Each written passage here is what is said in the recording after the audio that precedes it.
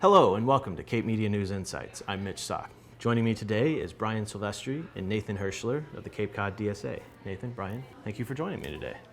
Just to start off, can you guys give a little introduction about yourselves and what you do for the DSA? Oh, thank you. Well, my name's Brian Silvestri. I am one of the co-chairs of the Cape Cod DSA, also a member of the Housing Working Group. And I'm Nathan Hirschler. I'm the owner of Bread and Roses Bookstore and Cafe in Hyannis, and I'm also a lifetime member of the DSA. As co-chair here, Brian, could you tell us a little bit about the Cape Cod DSA chapter and what you guys do? Sure. Well, to start things off, DSA stands for Democratic Socialists of America. We are a political and activist organization, not a party, run by democratically by members. We seek to build mass organization and transfer power from the top 1% to the 99% of us who make up the working class to gain freedom, equity, and democratic control throughout society. The local chapter was founded in 2017 to focus on immigration policies, particularly the 287G program that is a contract between the local sheriff's department and the U.S. Immigration and Customs Enforcement, also known as ICE.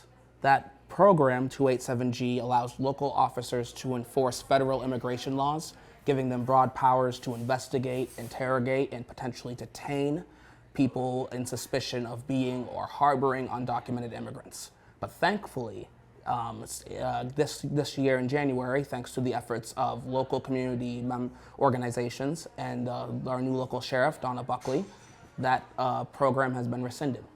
Awesome. And Nathan, can you tell us a little bit about your involvement with the DSA, specifically here at Bread and Roses? Sure, yeah. So first, just a quick introduction to Bread and Roses. Bread and Roses has been around now for a year and 3 months or so, but it's been a dream of mine for a lot longer than that. Bread and Roses is named after the labor strike in 1912, Lawrence, at the textile mills strike, and it was one of the first successful labor events in American history. We decided to open with a social justice mission, and that has made Bread and Roses a really great fit with the local DSA. So far, we've been able to collaborate on things like speakers and events. We've been able to collaborate on policy issues, including the Fair Share Act that passed in this previous election period, and so much more already, with promise for a lot more to come. So Brian, you mentioned that the chapter had been set up in 2017 with initially focusing on immigration. What, in the past year or so, what has the DSA been focusing on? In the past year, the DSA has been focusing on efforts like Nathan had talked about, the Fair Share Amendment, which was question 1 on the ballot this previous election. It is a 4% tax increase on incomes that exceed $1 million, and that income would go to public transportation as well as education, which is direly needed in our local community on Cape. We, as a chapter, did a lot of door-to-door canvassing. We helped organize tablings, and we also did a lot of phone banking. So Nathan, you mentioned Bread and Roses has been open for a little over a year now. How have you guys been working with the DSA? Yeah, I mean, we've had the collaboration opportunities that I mentioned before, but I think maybe some of the exciting stuff we have sort of crosses the things that we can do together that we know will actually come together and help support our community. Trying to bring a lot of these sort of broader national issues down to the community scale, I think is something that this DSA is particularly good at. But that also requires understanding and acknowledging a lot of the problems that we have in this area of Cape Cod in particular, in Hyannis, which is where the vast majority of Cape Cod's poverty is.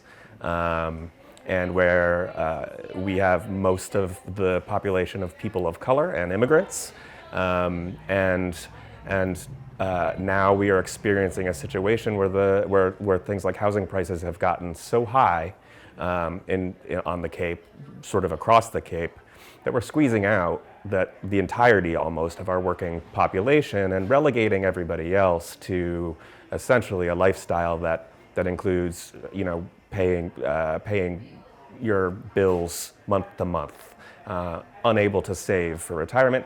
And that is the result of a long history of supporting wealthy white home ownership, second home ownership across the Cape and the islands. It's a result of underinvestment in things like our school systems, which we've seen here, a focus on reduction of tax base to ensure that a lot of the social programs that would otherwise be able to be funded cannot be funded, have all been major problems. And now we're experiencing threats resulting from climate change, from food insecurity, immigration issues, as Brian mentioned, and so much more. And so I know that we at Bread and Roses have a plan to address some of those issues, but we can't do it all by ourselves, obviously. And as somebody who believes in collective action, I have been so grateful to lean on DSA's expertise and experience in this area to really try to move forward some of the initiatives. So I know in the general public, not everybody really knows what the DSA is, and there's a lot of misinformation about what the DSA is. In a few words, could you guys explain what your view of what the Cape Cod chapter of the DSA is all about? I think personally for me, what the chapter, or at least what the local chapter is about, it is there to help people, help our local community, be it learning about housing, telling them what their options are and how we can make our housing community better, to telling people about what they can do on labor movements, as well as just overall what's going on in their community. Just keeping people informed and helping out who we can, and so that people who are working on Cape and in the community can feel empowered. So Democratic Socialists of America can be a triggering name for people. And it comes from a deep misunderstanding of what democratic socialism is and what it is not.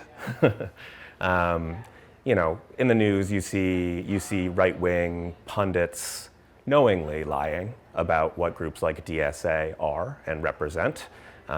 They try to allude to Antifa-oriented terrorist, communist type of work that doesn't exist on the left, as far as I'm aware, or at least certainly not at any sort of serious level.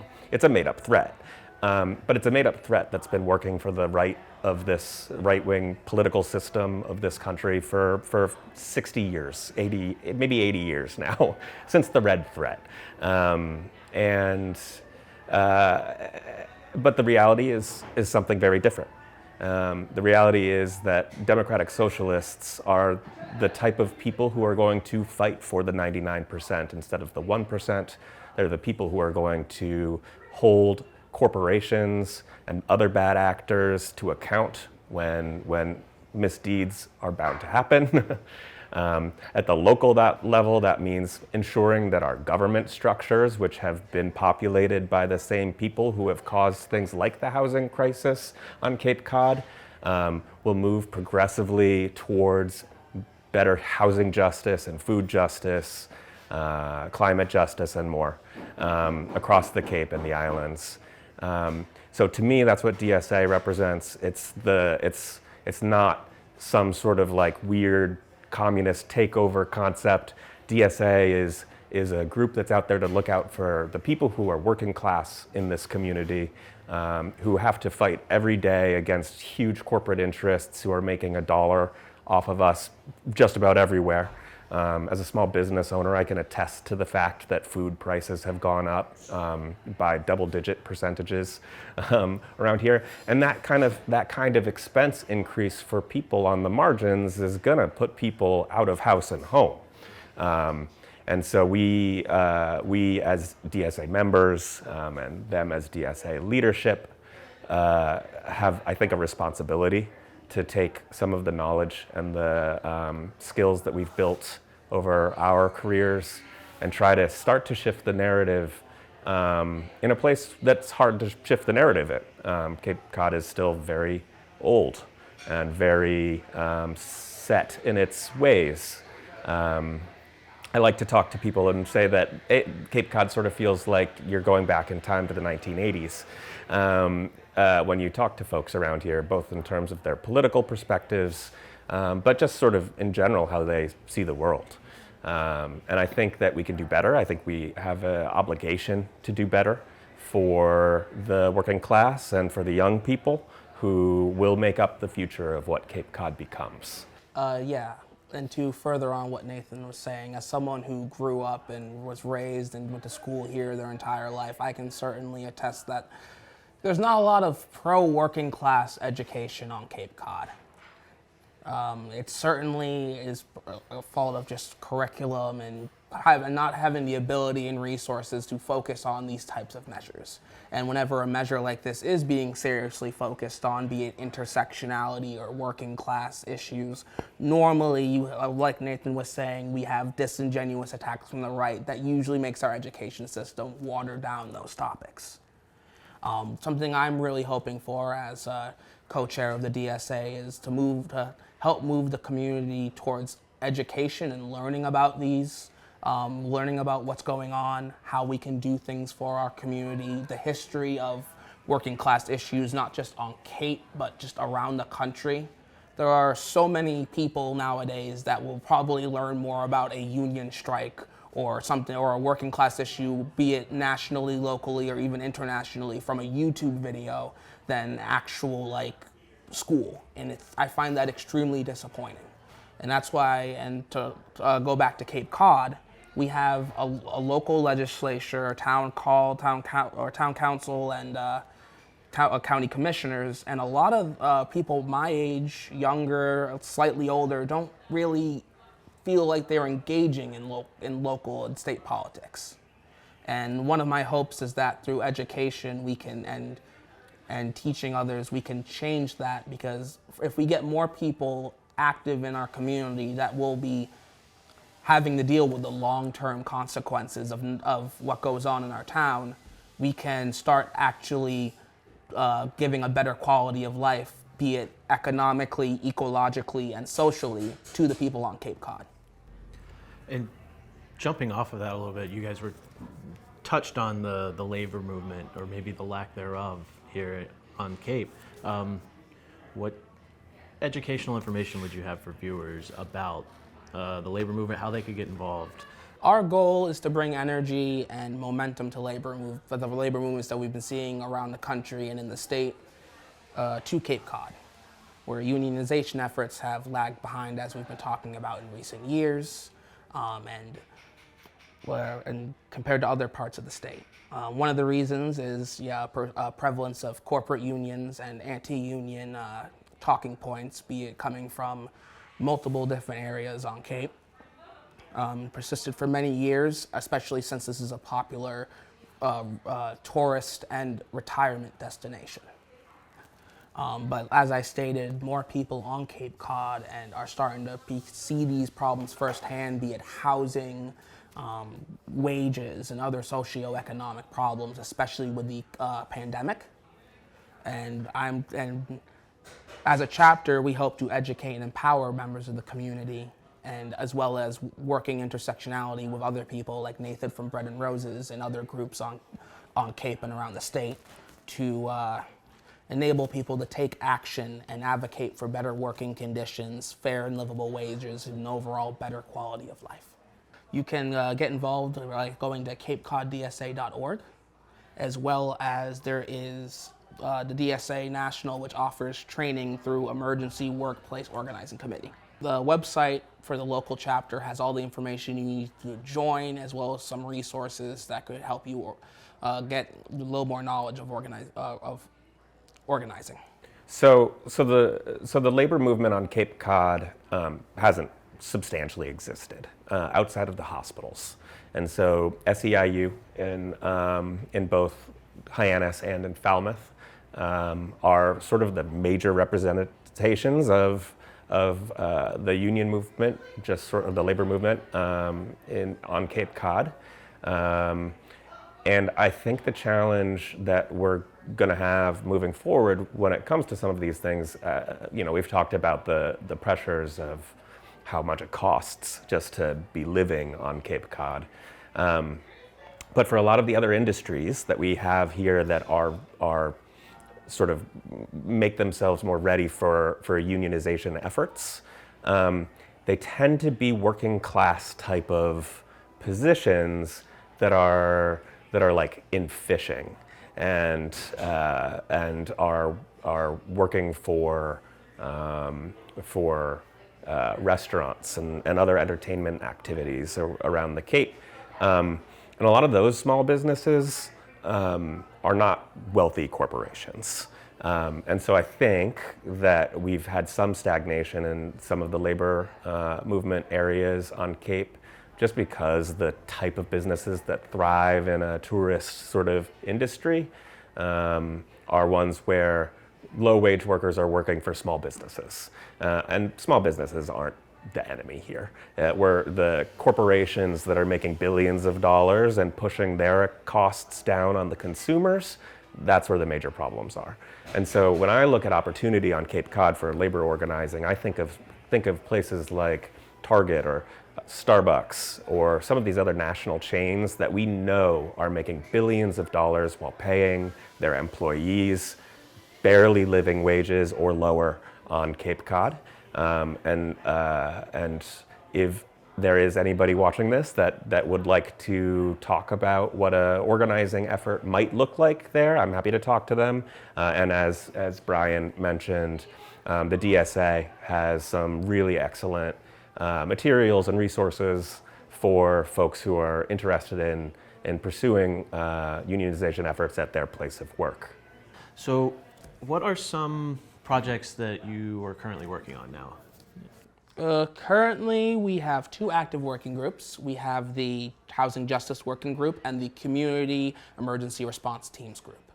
The Housing Justice Working Group, as I've stated previously, is we're looking for ways to empower, educate, and organize tenants and other people on Cape. Just let them know their housing options, what they can do as a community, and just alternatives to housing as well, to what we have right now.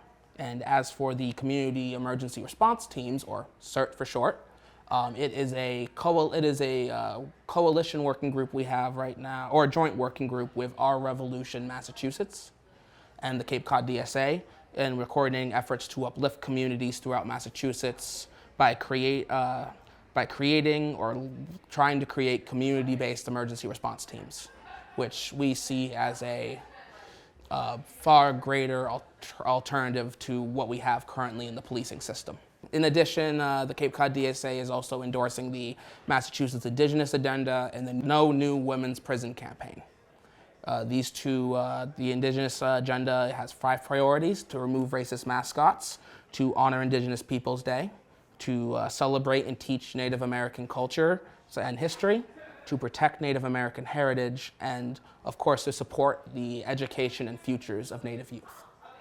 And the No New Women's Prison campaign is a grassroots movement right now to advocate against the construction of a new women's prison in the state, and to instead use those funds to invest in community-based programs that address the root causes of incarceration and support women's well-being in the state. Well, thank you guys so much for being here today. If you could just give viewers your final thoughts on what they should know about the DSA. Sure. In addition to what we've said here, I would say the best thing you can do right now as a community and an individual is to get involved. Do what you can, whether it's with the DSA or what initiatives supported by Bread and Roses, or there are plenty of groups on Cape that are more than willing to work and make systemic change. And the best thing you can do is to just get out there and start asking and start being the change you want for your community.